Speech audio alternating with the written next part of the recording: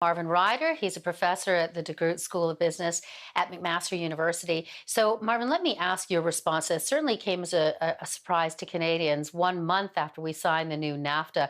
What are your thoughts? Trump has done this as a diversionary tactic. He's facing an election for re-election for president this fall, and obviously the COVID situation is not helping his cause. He seems to be the strongest when he can talk about economic issues. Doesn't necessarily want to pick on China, so who can you come up with? I know, blame Canada, and that's why this has come out of nowhere. But what does it say about the spirit of the new NAFTA? It's barely finished in terms of the signatures. Right. So let me again give you a little context. Because of COVID, around the world, all primary metals, whether it's steel, aluminum, copper, have had depressed prices. We're not buying them at the same rate. But rather than blame it on that situation, Donald Trump felt he had to find an evil villain, and that's why he painted us. It is true. 76% of the aluminum we produce in Canada, we ship to the United States. That's because the United States doesn't produce enough aluminum on its own. So he's gone around, he's tried to find somebody that he might pick on. These tariffs will start on August 16th. We've decided to respond. And I think, unfortunately, even though the new free trade agreement is supposed to be about cooperation, the only language Mr. Trump understands is confrontation.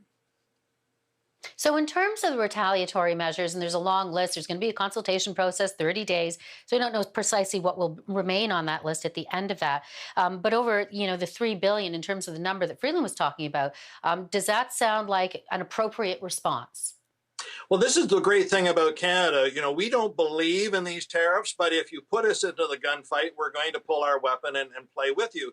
Now, we're going to study it. Last time around, what we did was very surgical. We put tariffs on things that were going to hurt parts of the American economy. We wouldn't put it on American aluminum because we don't really import American aluminum, but we might go after Tennessee whiskey, or maybe it's Vermont maple syrup, and cause little surgical problems in the American economy to create a compensating pain down south of the border. And we'll take a month and we'll think it through. We're not going to knee jerk. And then here's the opposite. If Mr. Trump withdraws these tariffs, or if his successor withdraws these tariffs, we'll respond the very next day. So we're a very good partner in that sense, but we aren't going to be kicked around.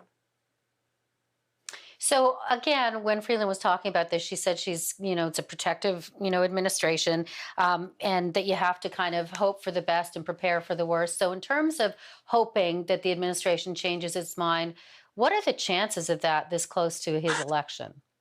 Well, I can guarantee you the phone lines between Ottawa and Washington are burning up. Chrystia Freeland is a fierce and tough negotiator. Robert Lighthizer, who's her American counterpart, knows that.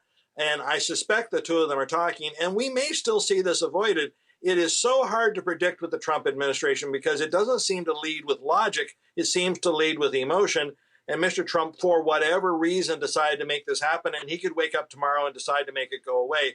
But as you say, we've got to hope for the best, negotiate for the best, but also be prepared to spark fire with fire. That's the language that the Trump administration understands.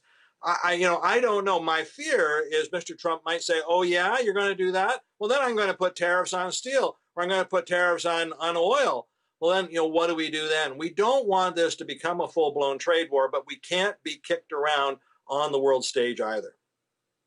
Yeah, right. Okay. Marvin Ryder, thank you very much.